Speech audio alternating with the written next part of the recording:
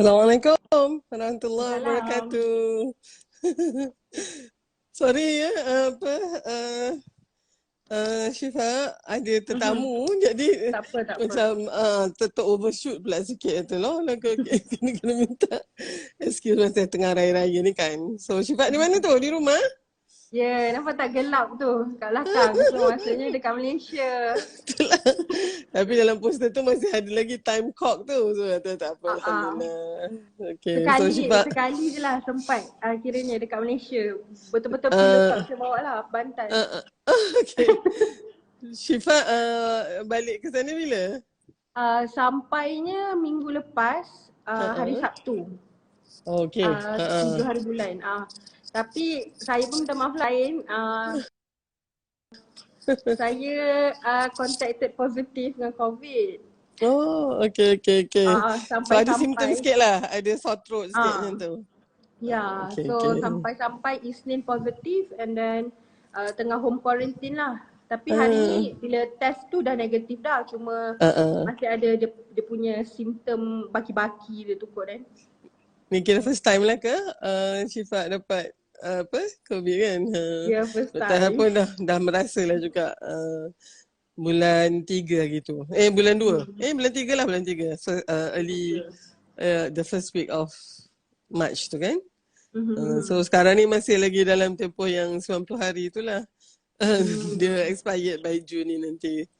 So agaknya COVID ni everyone will soon get it. Tapi kalau nak update sikit ni, kalau for pregnant women yang vaccinated, kita dah dapat banyak data lah. Almost like 100,000 over women yang vaccinated while they are pregnant. The group yang vaccinated ni, kita dapati the number of stillbirth born to this vaccinated pregnant mother is significantly less than those yang tak vaccinated. So the mRNA vaccine tu alhamdulillah maknanya untuk pregnant women, satu dia tak bagi any bad side effect to the mother. Not only that, it might also protect the baby juga. Okay, Oh, so alhamdulillah. alhamdulillah yang tu memang kita memang tunggulah that kind of data before we can be very confident kan, Ya, nak bagi betul. lagi. So now patutnya any pregnant women yang sebelum ni dia takut nak vaksin ke apa tu, so now patutnya dah ada enough data lah. So insyaAllah tu that's good news. You're gonna hear about that lagi lah agaknya kan. So we all dalam fraternity medical and ONG ni memang itu yang kita tunggulah pun kan. So kalau tak kita pun nak bagi nasihat kat patient pun kita akan kata Ya. we have not gotten much data lagi kan, data belum tunjukkan. So sekarang we have, and that has been published dekat Nature. Nature dengan Lancet tu semua kira very high high impact punya journal lah. Okay Syifa, hari ni kita nak bincang, rasanya tajuk ni sangat penting sebab dia menentukan tentang kita punya istiqamah jugalah in a way kan. So maybe Syifa nak bagi background sikit ke, why do you choose that topic untuk kita bincang? Topik kan. Silakan. Okay. Assalamualaikum semua. Okay, nampak masih ada yang baru join. Okay, alhamdulillah teruskan join. Okay, insyaAllah hari ni kita Syifa lah decide untuk berpillow talk dengan Dr. Ha with the topic Return to Fitrah, a humble journey to self-healing and self-trust. Mula-mula dalam propose topik ni saya letak SOS dekat depan tu. SOS tu maksudnya bila kita emergency kan, kita SOS kan, perlukan the emergency of it. Kenapa Syifa rasa penting untuk Syifa ketengahkan topik ni berbual dengan Dr. Ha adalah sebab perjalanan tentang sebab sekarang ni konsep self healing ni dah merata-rata ada. Tapi perjalanan tu it is still not as easy as it be. And mungkin dalam self healing ni kita ada a few macam mana situations, kadang-kadang itu kita terselit pula negatif bukan negatif, macam mana orang kata toxic positivity dalam nak self healing tu. InsyaAllah dalam saya nak macam bila adalah dia nak question affirmation, nak tanya.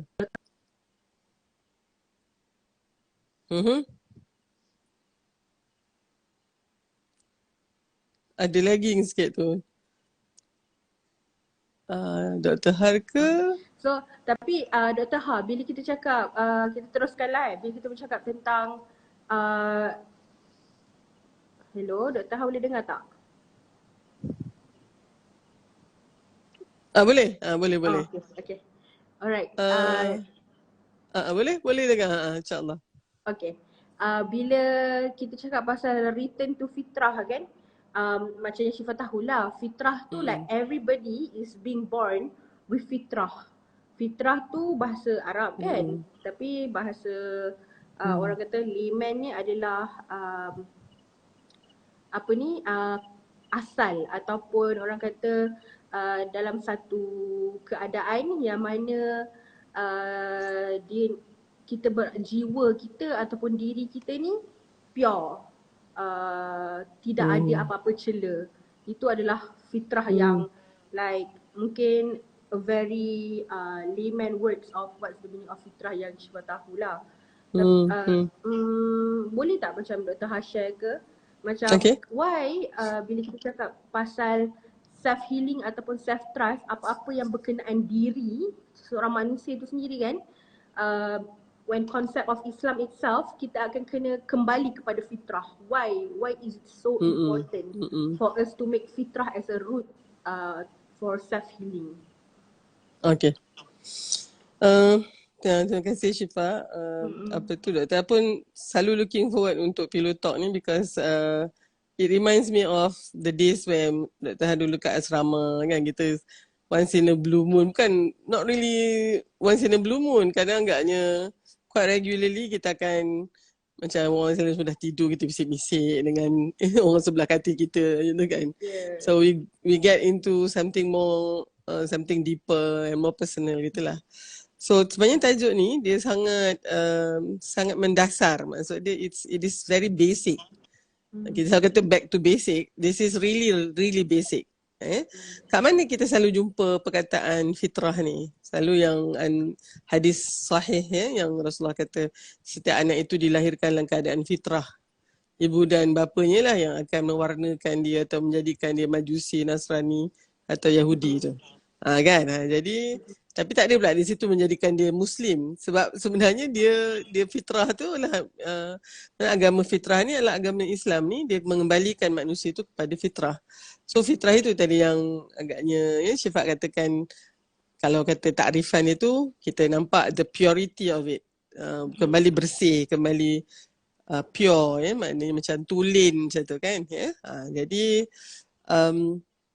maknanya anak-anak yang lahir tu macam Dr. Ha memang dealing with that kan, the moment of a baby is born gitu tu kan. So bersihnya lah budak tu, tak ada apa-apa, tapi lepas tu nanti dia keluar je dah start dia tarik nafas dia tu, dah dia get all the maybe the airborne viruses pun dah masuk. So semula kalau tak dia duduk dalam tu dia elok je kan. Tapi that is actually human being. Maka dengan itu canvas yang putih ni banyak sangat yang nak mewarnai dia. Okay? Jadi tetapi sebenarnya apa yang Dr. faham tentang fitrah itu adalah sebenarnya apa yang kita diciptakan oleh Khalik kita makhluk ni, dia ada reason dan purpose dia. Jadi untuk tu Allah dah jadikan kita ni sebagai pencipta kita, makhluk ni yang bernama manusia ini, dia dah memang ada manual dia. Allah tahulah apa kekuatan, kelemahan kita, apa yang kita perlukan, apa yang sebenarnya baik untuk kita, apa yang buruk untuk kita, tu semua sebenarnya Allah je yang tahu. Kita sendiri pun tak tahu. Jadi oleh sebab tu bila kita nak pastikan dan dia punya syarat untuk kita ni remain true and maknanya dan itu dari situlah kunci kebahagiaan kita, sebab as long as we are on that track, kita akan Ya, dia sesuai, dia mungkin bahasa yang kita guna sekarang, dia sync lah dengan semua kita ni.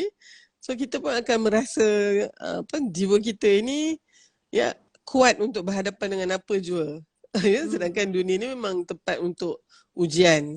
Sebab Allah nak tengok siapa antara kita ni yang paling ikhlas, ya, paling baik amal dia. Okay. So maknanya kita oleh sebab tu daripada awal lagi kita tak boleh lah contaminate ourselves. So fitrah tu makna dalam keadaan dia unpolluted, ya, uncontaminated. Tapi bila dia kita kata tidak menjaga fitrah kita tu, you are going to be polluted and contaminated. Macam itulah.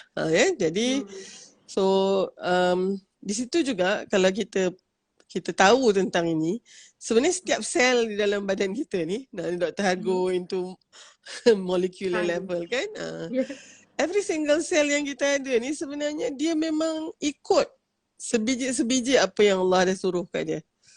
Ya, dia tidak akan macam sekarang ni Dr. Har punya mata, ya, dia ada banyak tu sel-sel dekat belakang, rod and cone ni kat retina kita tu kan.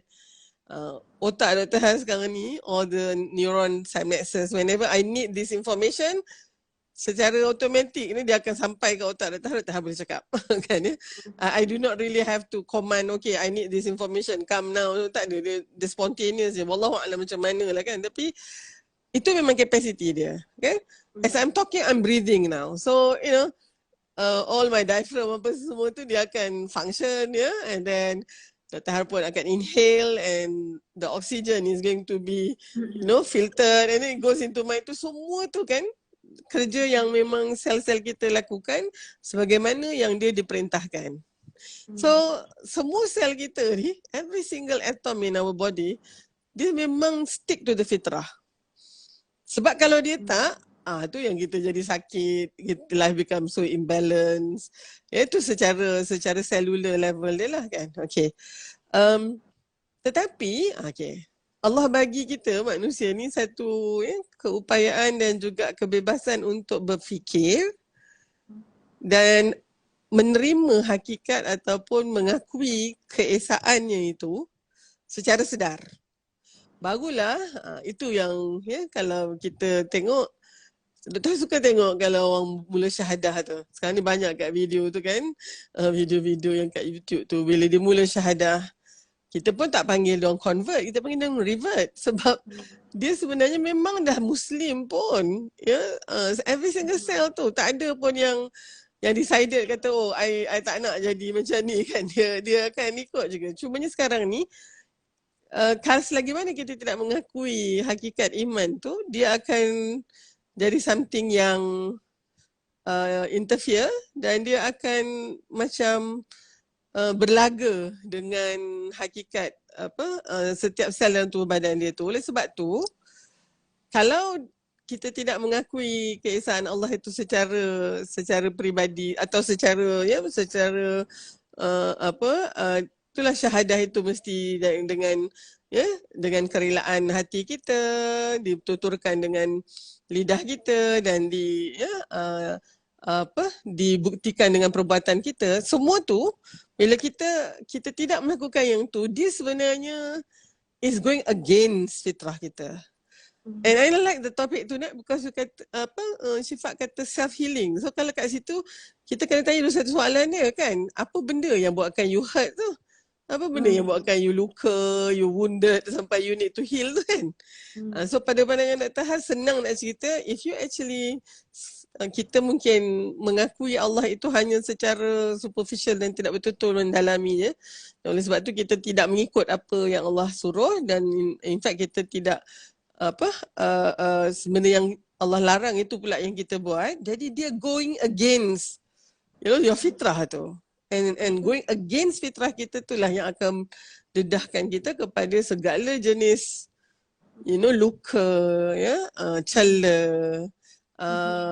and of course you are being raw and wounded tu, all bleeding. Jadi tapi kita tak nampak lah dari sudut fizikal ni, tapi deep inside you know something is wrong. Sakit, ada sakit tu. Hati tak tenang, rasa macam whatever you do tak menjadi. Ada masa suka sangat, ada masa sedih sangat, you know, and then you realize that you do not have control in your life kan. You plan macam ni, dia jadi macam tu, and then so you started to feel dia start lah. And to me that is all an indication of an injured orang kata soul. Now we are talking about soul kan. Sebab orang jarang cakap pasal soul sebab tak nampak kan. Tapi kita tahu dia ada.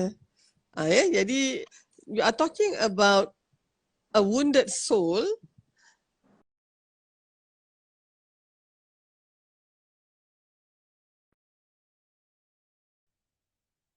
Bila kita align balik apa yang selama ni kita tak akui secara syahadah tu sebabnya kena mengucap asyhadu an la ilaha illallah wa asyhadu anna muhammadar rasulullah tu. Kita mengaku, betul-betul mengakui dan menyaksikan bahawa hanya Allah itu saja ilah, satu-satunya Tuhan, tak ada yang lain, dan Nabi Muhammad SAW itu adalah utusannya. Dan dia kena dua-dua tu. Because you tak boleh just ambil Allah aja, tak nak ambil Rasulullah SAW. Kan? Dia tak boleh begitu kan. Jadi, dan bila tu yang kita tengok the reverts will actually out of nowhere, they will just cry. You know, it was the situation is so intense tau.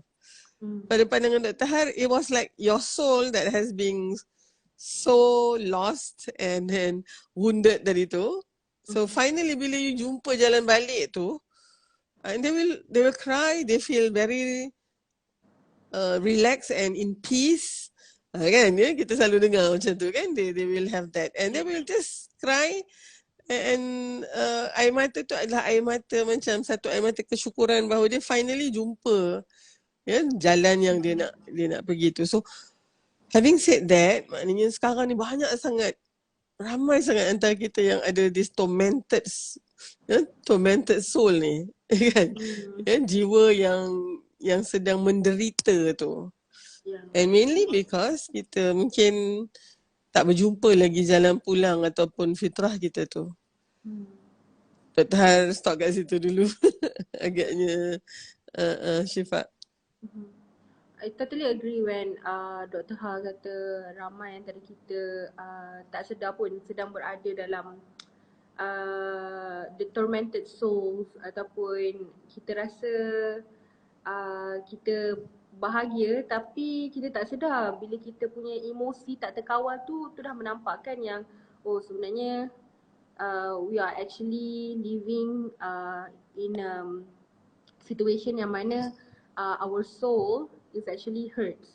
With white tu a lot of factors kan. Macam Syifa ada dengar satu sharing ni daripada Syekh Hamzah Yusof. Zaituna. So Syekh Hamzah Yusof ni pendekatan dia like dia ada sentuh juga bab science and then relates with religion itself. Dan one of dia punya sharing dalam, dia pun berkenaan healing self, healing society. Dia ada katakan lah sebenarnya society kita ni bila kita sakit ni, manusia ni sakit sebab kita kita dah lari daripada kita punya tujuan asal tu. Yang macam tadi Dr. Han ada sentuh kan pasal fitrah tu, iaitu macam purpose of human existence itself, to worship and our stewardship. Yang ni berkenaan juga dengan kita punya sharing topik kan. So worship as abid dan khalifah kan, stewardship kan. Bila kita dah lari daripada benda ni, macam mana kita boleh lari? Contohnya macam bila kita overdo ataupun overuse apa-apa ataupun over consuming anything yang berada dalam dunia ni, right? So kita secara tak langsung telah menyakitkan sendiri hati kita ke, physical kita ke, mental state or emotionally, right? Betul. When like kita ni kadang-kadang kita sedar, tapi when people comes and give you reminder, you are able to reflect back lah. Sebenarnya betul lah. For example, when we talk about over consumption kan, Dr. Ha, overconsumption dengan self-healing ni rupanya memang kita berkenaan rapat sebenarnya. I think one of the best way lah sebenarnya kalau kita macam nak tengok one of the way yang kita nak start adalah kita tengok ke kot apa yang kita consume tu mungkin terlebih yang menyebabkan kita rasa sakit. You know, as a doctor maybe Dr. Ha tengok the history of the patient itself. Oh, mungkin kalau secara fizikal terlebih konsum gula ke, apa garam ke kan. And then kalau konsum like for example for your soul, you terlebih konsum apa? Is it entertainment itself? Sebab saya rasa bila kita dalam senyum kita ke gelak kita when we are very happy, it doesn't even make us content. Bila kita tak rasa content tu lah sebenarnya kita sakit tu lah Dr. Ha. Okay. Dr. Ha rasa bila Syifa sebab dia buat content tu. Ya. Sebab saya tak pasti Dr. Ha ada cerita tak dalam Pillow Talk ni, tapi itulah kan Syifa bila dah banyak bercakap ni you tak ingat dah you cakap dengan siapa. Tapi anyway tentang emotion ni Dr. Har pun of course sebagai somebody yang kuantitatif kan, I always feel emotion ni something yang abstract and I cannot see it, I cannot measure it kan. Tapi it's very important kan. Jadi tapi Alhamdulillah Dr. Har rasa I managed to actually convert myself, ini convert into somebody yang you know I really want to learn more quality in terms of dia punya quality rather than just quantity. Being a quantitative person, of course I look at numbers, I look at the magnitude, I need to measure it macam tu kan. Tapi then I realize that if you just focus on that, you will miss those in between the line tu. 75% people love our Pillow Talk. 25% lagi really hate it.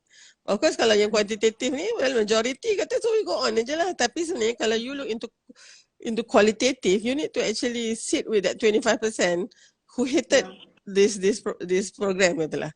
Because then they are going to tell you very important data for you to improve. Tapi kalau you tak nak improve tak apalah, you ikut je 75% tu kan, and you tolak tepi je 25% ni. Tapi I realize that so for that matter kan, emotion ni hari terbaca, well of course ramai kalau emotion ni psychology, psychiatrist kan, they might say this is like a pseudoscience lah, tapi Dr. Ha rasa it makes sense in the sense that kalau Dr. Hik ni dia tulis, dia nombor kan emotion ni 1 to 22.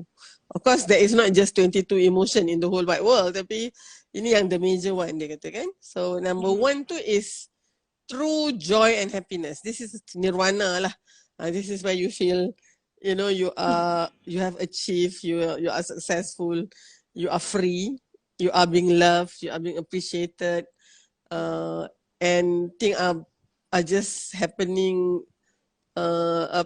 fair and just. Itu very important sebenarnya. Kalau you get an unjust and unfair punya treatment, you feel very unhappy kan. So yang ni you rasa tu, itu nombor 1 tau, ya. Tapi dia bahagikan emotion 1 to 7 is considered the positive emotion, and it has a nature of spiraling up. Dia spiral up. So maknanya a positive emotion will definitely bring you to another positive emotion. And lama-lama dia naik. Sedangkan emotion 8 to 22 is actually the spiral down emotion. So yang ni kalau kita kata negative emotion lah. And finally yang 22 tu is when you really depressed, you suicidal and everything tu. Yang bawah tu dah memang kira you need treatment lah kan. So bila Dr. tengok yang tu, the first thing that strike me, what is number 7 and what is number 8?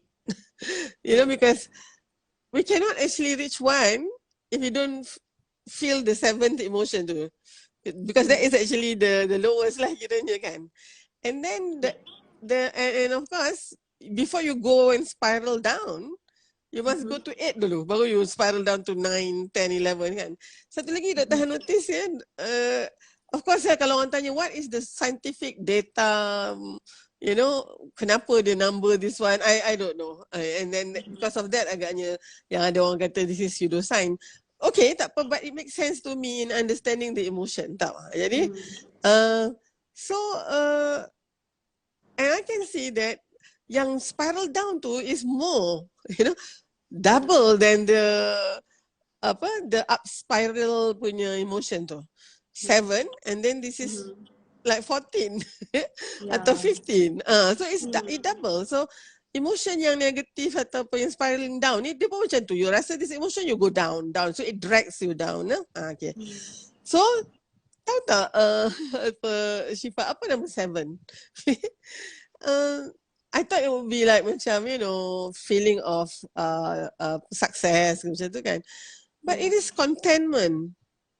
You know, it is being contented with whatever you have. Berpada dengan apa yang ada. Bersyukur dengan apa yang ada tu tahu ya. So and rupanya itulah kunci kepada emosi yang, of course bila you syukur, dia naik tau. Dia jadi optimism. And that is number 6. Number 5 is apa tu? Enthusiasm. No, enthusiasm atas lagi.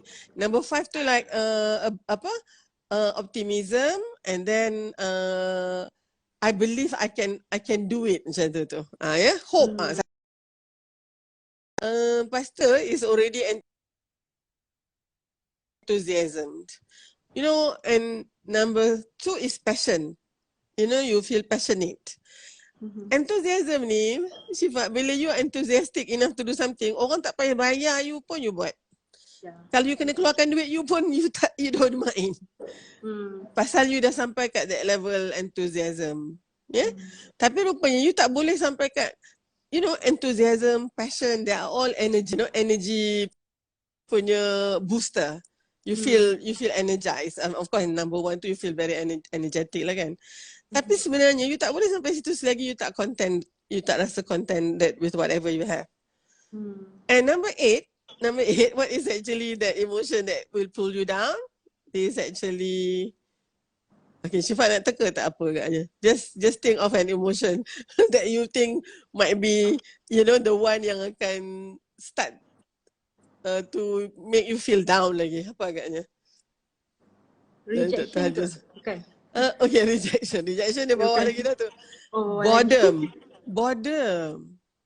Yang ni pun Dr. Har pun tak sangka it's boredom. Tapi boredom is when you rasa macam meh, you know, you got it all. Itu sebabnya bila you rasa agaknya I boleh dapat happiness if I got this. Tiba-tiba you dapat, tengok alah, tak best sangat kan. You tahu dia nak yang lain juga. Yang ni Dr. selalu kata, I noticed this after a few experience of buying a new car. Dah lah nak beli kereta tu punyalah mahal dengan harga dia kan. Nak plan beli kereta tu pun agaknya almost like sometimes 1 year dah plan. Kumpul duit cukup ke tak semua kan. So belilah kereta, bawa kereta wangi, kita pun drive the car. Daripada dealer punya bangunan tu keluar, dekat depan tu ada lampu trafik katalah kan. Kita berhentilah kat lampu trafik tu, feeling very proud dengan kereta baru kita. Tiba-tiba ada satu lagi kereta lalu sebelah kita.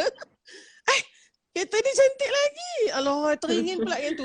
Padahal kita baru je 5 minit dalam kereta yang baru ni. So that is actually, you know, perasaan tamak loba ni dia akhirnya membawa, dia sebenarnya ended up with boredom. Betul. Ya, mula-mula you nak sangat lah. Dia tiba tengok, macam ni juga kan. So boredom tu actually dia lepas tu dia akan datang rasa pesimistik, and then you rasa, you know, you feel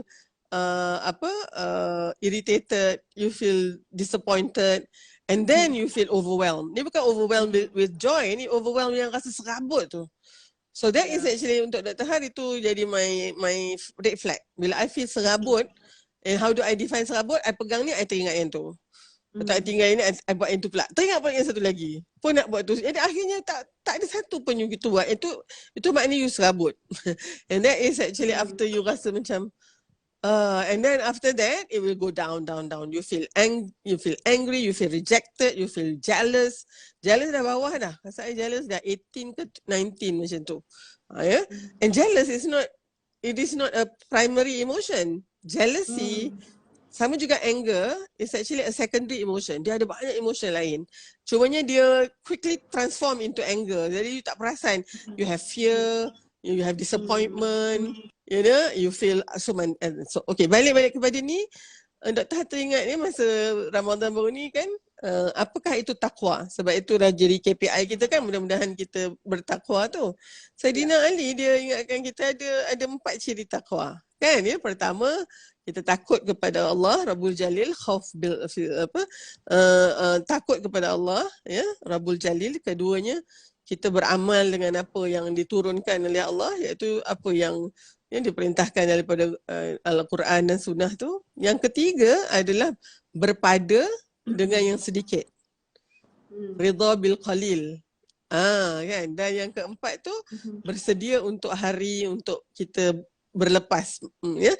Yaumul rahil tu maknanya hari kematian kita. So sebenarnya takwa tu Dr. Har pun sebenarnya macam yang pertama kedua tu, I think dengan yang keempat tu, yang tu kita biasa dengar. Tetapi bila Saidina Ali kata berpada dengan yang sedikit tu, that one strike me like macam, that is actually contentment. So kan, senangnya cerita, when you're talking about self-healing, it is actually for you to secara consciously start to count your blessing. Mula mengingatkan diri apa yang banyaknya yang Allah bagi ni. Dan mulut kita tidak akan berhenti berkata alhamdulillah ya Allah, alhamdulillah. Tu sebabnya alhamdulillah dalam segala-galanya. Kalau diberikan nikmat, alhamdulillahillazi bi ni'matihi tatimmus salihat. Bila diterima mungkin sesuatu musibah kan, still alhamdulillah ala kulli hal. Kan? Semuanya kita nak memuji Allah tu. So kan sebenarnya kan Dr. Har rasa itulah sebenarnya yang meringankan hati kita, ya, menjadikan kita lebih peaceful, and the more you are grateful, the more things you get, and then you become grateful lagi, and then kan you will be very busy thanking Allah rather than, dan masa tu kita tak nampak lah benda-benda yang kekecewaan kita, kekurangan kita, ya, kelemahan kita. Semua orang ada tu, kita je yang tak ada. Semua orang cantik, kenapa kita je yang hodoh ni?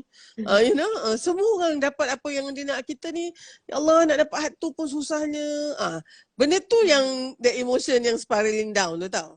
Tapi kalau you start with contentment ni, maknanya kita mensyukuri. Bangun pagi je kita dah kena syukur, ya Allah, kan? Berapa ramai orang tak bangun pagi hari ni. Tapi Allah bagi lagi kita hari ni. Tapi kita pun tak tahu sama ada sampai ke tidak petang atau malam. Tetapi at it is, there's another day for you to do good. Alhamdulillah kan kita kata. So kita bangun dengan harapan, kita solat 2 rakaat. Tu kan. Minimum tu. Allah kata start the day by thanking me dulu. Kan. Lepas tu, dan insya-Allah dengan itu ya, as the day unroll gitu, kita dapati bila kita lebih menghargai apa yang Allah beri itu, the sun and the sky outside becoming more colourful. Kan dia dibandingkan pula dengan bangun-bangun, alah another day. You know, kalau boleh tak nak bangun daripada katil ni kan. I have to face people. Itu agaknya you start off with that being bored, and then you start to be very pessimistic. Whatever I do semua tak menjadi. So Dr. Har rasa when you're talking about self-healing, and satu lagi apa tadi? Self-trust. Self-trust. You can only do that after you have sort of flip everything. Jadi daripada kita duk complain je, Syifa, kita jadi kita sentiasa memuji Allah tu. Thank you ya Allah. Semuanya. Itu yang hadis ajab li amril mu'min tu, itu selalu dengar kan. Ajaib kehidupan orang beriman ni. Semuanya baik kerana iman dia tu. Kalau dia diberi nikmat ya oleh Allah, ya, dia akan syukur dan itu baik untuk dia. Dan kalau dia diberikan ujian, dia sabar dan itu juga baik untuk dia. So I think that is also not just it will heal you, but it will also macam a vaccine jugalah tau katnya. You know, we're talking about vaccine kan. Dia protect you juga daripada subsequent, you know, maknanya dunia ni bukan nak kata kita tak nakkan dunia ni, tetapi macam dunia ni dia, kita tak kejar dia, tapi dia yang kejar kita sebab kita kejar akhirat. Yang itu penting kan. Jadi so Syifa, benda-benda ni kalau kita ceritakan kadang tu ada orang mungkin rasa that one okay lah, theoretical, tapi you know, boleh tak kita minta okay, esok lah kita kata besok kan ya, hari Ahad ni just bangun pagi tu kata, ya Allah, today I am going to be more grateful than usual ya. So maknanya semuanya you kan. Then you pergi sarapan, Alhamdulillah sedapnya kopi ni. Alhamdulillah sedapnya agaknya nasi lemak ni.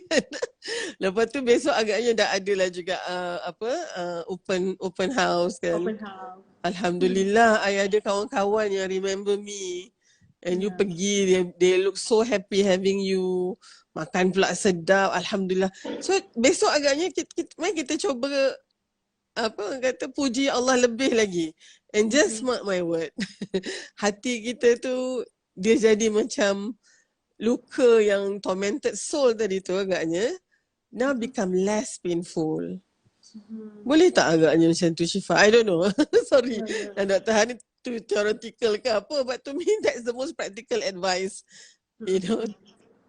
I think in some ways memang like I totally agree lah dengan apa yang Dr. Han cakap, because you know, when we are too rushing, benda untuk like slow down and just say that we are feeling grateful for all the things yang we never mention in our previous point.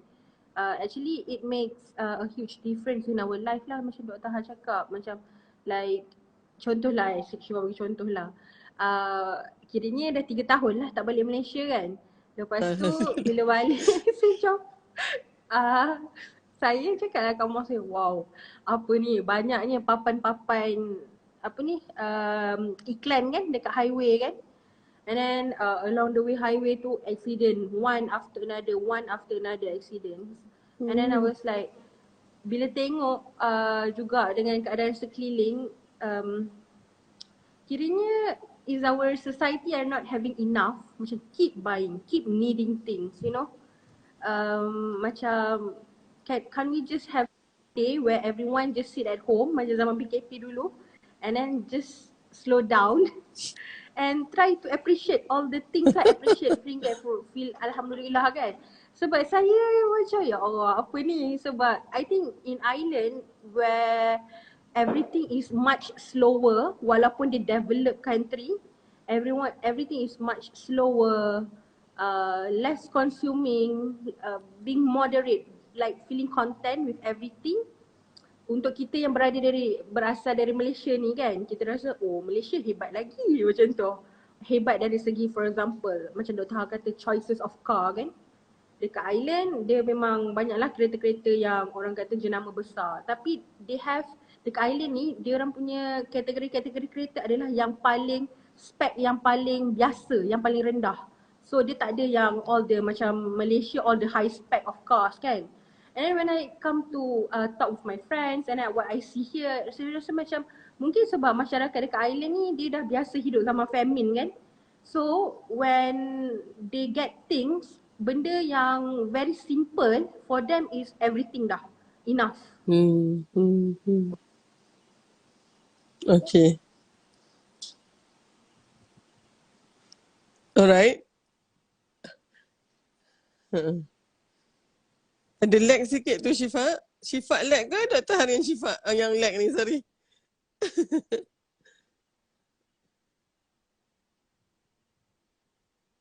And the self healing tu Syifa? akan terus datang kepada kita. Sebab Okay. boleh dengar tak Dr. Ha? Saya ke internet saya ni macam tadi buffering. Sekarang boleh. Betul. Okay. Tadi macam dia lag sikit. Okay. Sekarang dah okey dah. Alhamdulillah. Alright. Okay Dr. Ha. Bila tadi Dr. Ha dah share kan dengan kita semua tentang to be grateful, untuk kita heal jiwa kita ni kan, bersyukur, untuk kita rasa content, rasa sederhana, rasa kecukupan cukup tu, rasa kan? cukup. Rasa cukup supaya kita boleh heal diri kita. I would just want to ask your opinion lah kan. How about apakah yang Dr. Ha rasa one of the things lah kan yang menyebabkan kita ni selalu self-sabotage ourselves. Okay, Dalam, how is that? Self-sabotage ourselves. I don't know, maybe our mindset or our attitude yang Syifa kategorikan sebagai self-sabotage ni adalah sebab it's actually kita yang sabotage diri kita untuk tak boleh nak healing ataupun tak boleh nak mempercayai diri sendiri. Contoh? Bagi contoh sikit. Self-sabotage mungkin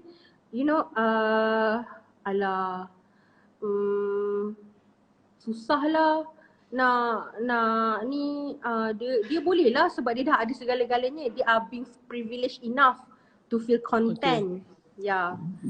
I think this is what we say as self-sabotage ourselves lah. Sebab kita sendiri yang wujudkan perkataan tu ataupun that kind of mindset yang mana kita tak boleh nak bergerak menuju healing. Ya. Kalau boleh Dr. Han mungkin suggest satu contoh. Macam katalah macam tadi Dr. Han kata besok be very grateful with what you have. And then suddenly you kata kalau macam ni I'm not competitive lah. Semua dah okay dah kan. So tak payahlah. So habis kalau orang lain dapat ni patutnya kita kompetitif ya. I want to be like that person. Gitulah kan. Okay. Dr. Han rasa yang tu ada dua perkara yang berbeza tu. Of course you have to be bersyukur tadi, but that should not stop you from trying your best. Itu and then jadikan you pemalas. That's to me ya memang bukan apa yang kita perlukan ya. Kita perlu berusaha, tapi kita yakin banyak mana yang kita akan dapat tu datangnya daripada Allah, dan banyak mana yang kita dapat tu itulah yang terbaik. Ada masa usaha kita begini tapi kita dapat macam sikit. Kan? Itu tengok orang yang bekerja kerap dengan tulang 4 kerat tu. Banyak energi yang dia berikan for very long period of time, tapi gaji dia mungkin tak sampai pun one fifth daripada orang yang duduk relax je, nampak dia kat dalam tempat yang selesa begitu kan. Tapi di sisi Allah tak tengok ni sebagai ukuran dia. Allah tak tengok berapa banyak gaji you dapat. So benda-benda ni semua nilaian dia hanya kalau di situ ada iman dan takwa itu tadi. Kalau misalnya dia buat dengan penuh kepenatan semua-semua tu tapi niatnya untuk cari rezeki yang halal, so kalau dia dapat sedikit pun sangat barakah sebenarnya ya, dibandingkan orang yang mungkin gaji beribu-ribu juta tapi masih lagi ambil rasuah sebab dia rasa masih tak cukup. And then of course hidup dia sentiasa dikejar dengan benda-benda yang ni tadi bukan fitrah ni. Dia sebenarnya apa dia dosa? Apa dia dosa? Dosa adalah benda yang kita buat kita tak nak orang lain tahu. Itu satu. Dosa adalah benda yang kalau kita buat dia mengocakkan hati kita tu. Tak ada orang yang berdosa ni yang tenang. Tak ya. Jadi so lagi besar dosa tu lagi sebenarnya dia mengganggu kerana dia tidak seiring dengan fitrah kita. Contohnya kan bila itu bukan hak kita. Kita tahu tu bukan hak kita tapi kita nak juga, dan kita ada mungkin peluang untuk go around the system ke macam mana lah. Tapi kita ambil dan kita gunakan lah. Nampak macam bagus lah kita boleh guna apa kita nak semua. But deep inside because it does not sync with their fitrah. Tanyalah dia orang ni kan. Can they sleep at night? Kan? Dia ni kan agaknya pakcik yang kerja toya getah tu. Balik dapat makan sikit. Rehat dia tu lagi selesa. Lagi. Dr. selalu tengok kalau misalnya orang yang mungkin ni pekerja awam kita. Potong rumput contohnya kan. Dia potong rumput pukul 10 nanti dah pukul 7.30 dia dah start. Pukul 10 tu dia boleh rehat. Dia berhenti sekejap kat bawah pokok tu kan. Makan. Kemudian mungkin dia tidur sekejap ke. Wah best betul. Mana tempat dia boleh tidur. Tapi kita ni yang tadilah macam your observation yang macam seolah-olah tak cukup-cukup kita ni. And hence kita over consuming because we might just need one pair of clothes. Tapi raya ni aja kita dah beli 5. Kan? Sebab apa tu? Sebab kita takkan orang nak tengok kita pakai yang ni je. Orang tak peduli sebenarnya. Tetapi kita lah yang tu. So, kita over consume. Dan mungkin tu pun sebabnya kita kurang bersyukur dengan apa yang kita ada. Jadi, Dr. rasa macam your questions about sabotaging yourself tu, you have to be very clear sebenarnya. Being grateful to Allah does not make you less productive. Itu satu. Kalau misalnya being grateful to Allah and then you become less productive, something is wrong. Sebenarnya sebab bila kita lebih bersyukur dengannya, we appreciate more apa yang lagi ni, segala benda lebih barakah sebenarnya. Now, Dr. cari apakah agaknya English word yang can explain barakah tu? To me, it's about productivity. You consume less time, doing more, and of better quality, and more efficiently. Itu barakah. So selama ni kan kita kata, we need to increase our productivity. Maknanya you need to find ways to do things so that barakah Allah akan ada dekat situ. RM1 yang barakah itu, dia mungkin RM1, tapi kalau dia lebih barakah, dia lebih produktif. Dia boleh dapatkan benda yang lebih banyak dengan RM1 tu, dan benda tu bukan saja banyak, boleh didapati dalam masa yang lebih singkat, dan kalau kita tengok kualiti benda tu jauh lebih baik. So that's kalau productivity dia concern about quantity, quality, and efficiency. Kan? So bagaimana nak menjemput barakah ini dengan itulah. Dan of course yang paling asas agaknya kan Syifa, agaknya yang paling asas adalah niat kita. Ya, betul. So nanti kan niat kita, apa yang kita nak buat ni kan. Bila kita nak berpakaian contohnya, Dr. Hakanan tu tengok jugalah TikTok ni kan, macam-macam Alhamdulillah. Kan. Tapi apakah sebenarnya niat kita bila kita keluar kat TikTok tu? Kan? Apa niat dia? Kan? Kena go back to niat tu juga. So kalau niat kita tu mungkin tidak dapat nak dikaitkan dengan sesuatu yang bermanfaat, untuk diri kita dan orang lain, mungkin tak perlu. Kan? Tapi kalau kita tengok konten dalam Sokmed ni mungkin lebih banyak yang lara ataupun yang tak elok daripada yang elok tu. Jadi tanggungjawab orang macam Dr. Har semua kena juga memastikan adanya konten yang baik tu kan. Jadi tapi bukanlah mudah sebenarnya. Lebih mudah sebenarnya nak buat bahan-bahan yang mungkin lara ataupun benda-benda yang tak elok, dan sebab mungkin kalau nak beri nasihat pun, nasihat tu kena dengan cara yang baik begitu. Kan jadi cara yang mudah dan sangat kreatif lah. Yang tu memang Dr. Han nampak dia sangat memerlukan kreativiti kita. So balik kepada itu perbincangan ni, I think kita kena sangat clear tentang when you become more appreciative of whatever Allah bagi kat you tu, sebenarnya you become more productive. Ya, betul. Betul Dr. Syifa totally agree with your apa yang Dr. Har share dengan kita semua. And another thing I think when it comes to self healing and self stress ni, pentinglah bila kita dah cakap tadi content, intention. Content also being grateful kan, alhamdulillah kepada Allah SWT. Intention, so benda ni akan back to bring us back to fitrah. I think the most important thing about self healing and self trust is also to have or to allow yourself to have a rest. Betul tak Dr. Ha? Sebab I think that is the thing yang our society ataupun semua orang kurang.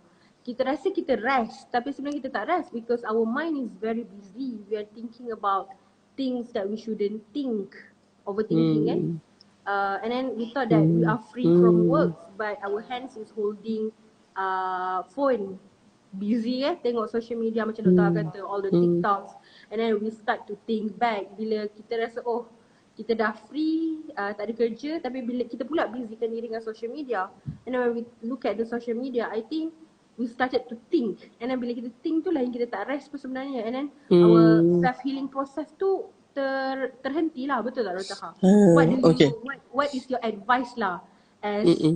someone with the medical background about Mm-mm. having rest untuk self healing? Okay, this is what I like having pillow talk with you, Shifa, because you keep on, bringing me into another area yang I kena cakap juga, I'm reading this book. Ni dia, sorry. Kena tunjukkan buku ni. Still the Lizard. Written by Steve Scanlon. Dr. Habeli ni because first of course I read the mindset dan fixed mindset, sebenarnya datang daripada your primitive brain, and the primitive brain tu is being called the reptilian brain or the lizard brain, by Seth Godin. Dia yang kata is the lizard brain. Okay, so lizard brain ni sebenarnya dia yang interesting dalam buku ni, Steve Scanlon ni dia bukan cerita macam cerita yang journal article what is lizard brain itu. Dia cerita about a person named Jake and bagaimana dia discover dia punya lizard brain, and then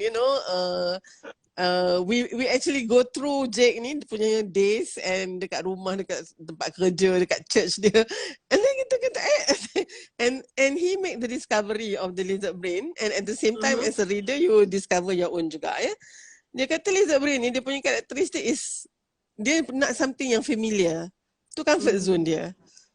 So you have routines. Kan kalau misalnya, kenapa you buat routine tu? Sebab itu yang paling you comfortable. Kan kalau ada orang disturb routine you tu, that is the time yang kita rasa sangat insecure gitu.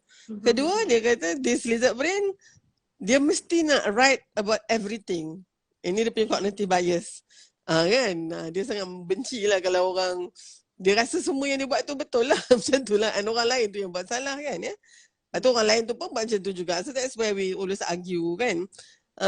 Characteristic number 3 is that kita punya routines yang good or bad habits. And finally dia kata lizard brain will always want to be in control. Okay. So macam mana cara kita nak tame or steal this lizard brain? Because this lizard brain is very busy. Especially dia bukan busy apa tahu, dia akan berletih, dia akan rant and in raves, especially kalau you tak ikut apa yang dia nak. And most of the time cara yang paling senang kita ikut je lah dia. So dia kata strategy number 1 is to have as much rest as possible. So rest is actually bila Dr. Ha baca rest ni, pada Dr. Ha bukan rest yang macam kita kata tidur ke gitu tu. Of course that's part of it. Tapi more of meditation sebenarnya. A rest which is you quieten sekejap your lizard brain tu. You bagi lizard brain you tidur dulu and then you start muhasabah. So muhasabah lah sebenarnya. Muhasabah kan. Ataupun reflection. Itu yang dimasukkan to me. So you really need to actually, dan ini kan actually Syifa, Allah dah bagi kita that 5 times tu. Minimum 5 times a day tu. Solat kita tu adalah kita punya respite. Or when we rest our lizard brain. And bagi tengok Allah tunjukkan masa dia kan, subuh waktu pagi. Your lizard brain start nak bangun dah. 2 rakaat je Allah suruh. And this is all full with pengharapan. Ya Allah, jadikan hari saya hari ini hari yang lebih baik. Kita pula baca zikir-zikir pagi kita, dengan nama Allah kita mulakan. Kita nak Allah juga yang beri kita hidayah petunjuk, baca selawat apa semua. Okay, and then we start our day. Lepas tu pukul 1 nanti kita ada another time untuk kita masuk lagi. Dan setiap kali kita takbiratul ihram, kita sebenarnya mengharamkan diri kita. Macam kita ihram tu kan ada niat masuk dan juga tahallul tu kan. So solat pun macam tu kan, bila kita solat sebenarnya kita haramkan yang lain, tak boleh dah ni. Even your lizard brain is not supposed to be active, tapi selalu dalam solat masa tu lah lizard brain kita tot cakap kan. Masa tu. So we really need to know. Itu sebabnya kalau ahli sufi dia punya rukun wajib solat dia tu, salah satunya yang kita kata 13, dia 14 adalah khusyuk.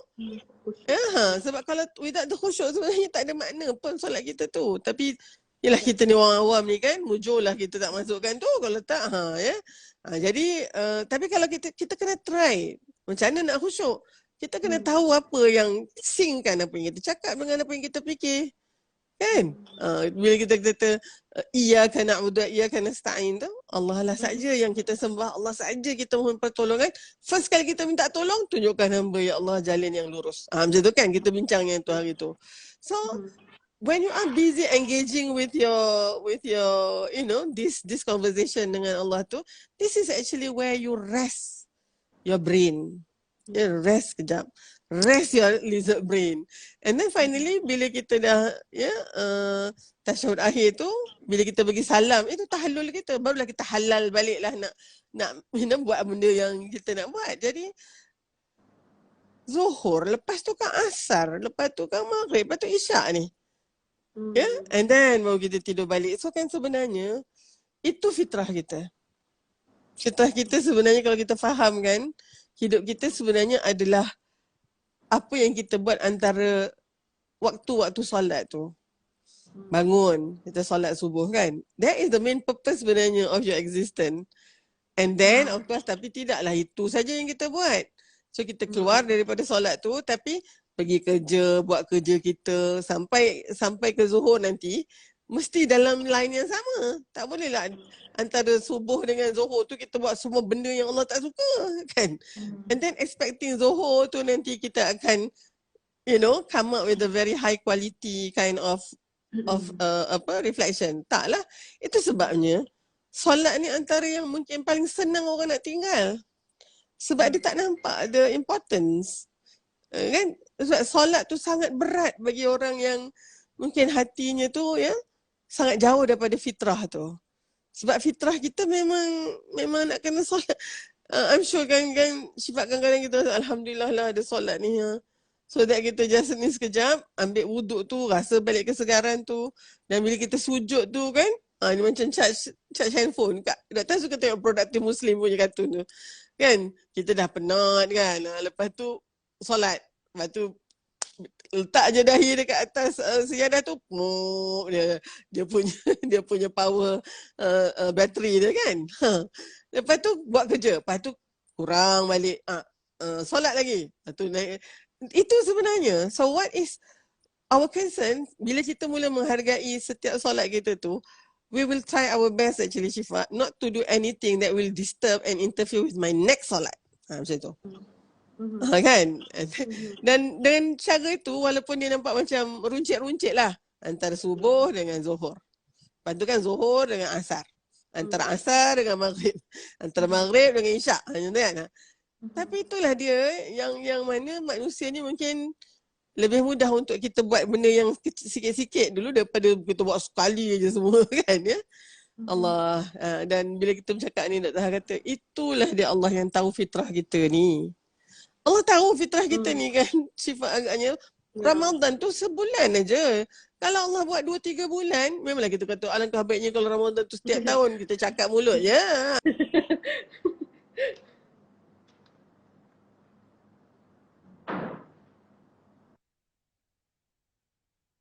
Doktor, Allah tahu. By the time kita dah hujung-hujung Ramadan tu dah letih sangat dah. Dan itu yang Allah letak 10 malam terakhir tu. Ya, dia punya test tu kan. Bagi orang yang mungkin ni ramai yang dah kantoi masa tu kan. Sebabnya dah tak tahan dah. Dia macam kalau lari marathon tu agaknya kan yang last tu. Siapa boleh pecut kat situ tu kan. Jadi so Allah mungkin kita kena conclude juga ni agaknya Syifa. Tapi kita next question ke atau macam mana Syifa? Syifa rasa setakat ni alhamdulillah I think Syifa dah tak ada soalan. Kalau kita boleh tengok pula dekat audience, ada any soalan tentang self healing, self trust? Zuhraini dia kata terima kasih banyak, suka sangat dengan perbahasan. Okay, kita bukan bahas ni Zuhraini Dr. Han, macam pilot talk ni selalu especially Syifa punya soalan Dr. Han suka sangat sebab dia punya soalan tu selalu macam dia berkait-kait macam tu. So kalau Dr. Han boleh summarizekan dengannya Syifa kita punya perbincangan hari ni. Okay. Dr. Han pernah cakap yang ni. Bila Allah menentukan sesuatu yang dia suka. Kan benda yang Allah nak kita buat. Itu suruhan dia. Dan perkara-perkara larangan dia, benda yang dia tak nak kita buat. Perkara-perkara ni bukan objektifnya untuk dia, untuk Allah tu. Ya, kalau kita, Allah kata, okay, ini benda yang aku nak kamu orang semua manusia buat. Tak ada seorang pun nak buat. Maknanya kita mogok lah, kita kata tak nak buat ya Allah. Allah sikit pun tak ada kurang dia punya kebesaran.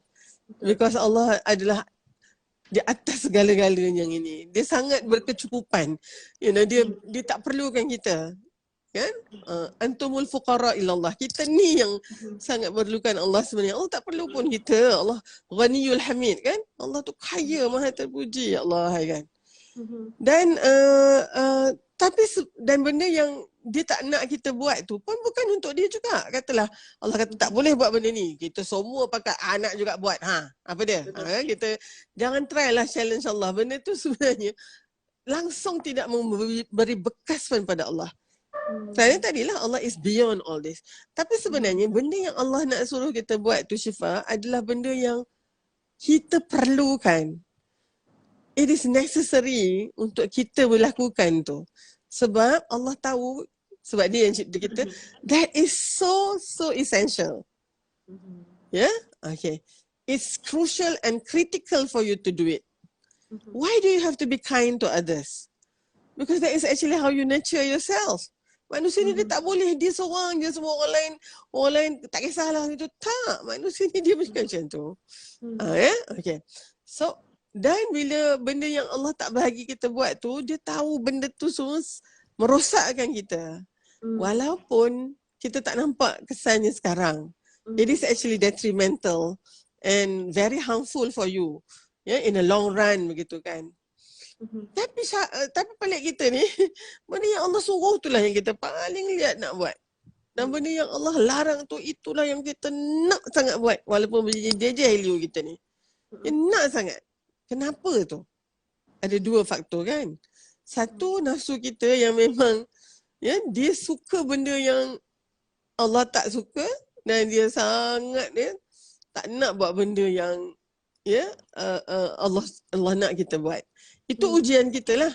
Siapa yang lebih kuat dalam ni. Dan of course lah, kita ada musuh ketat.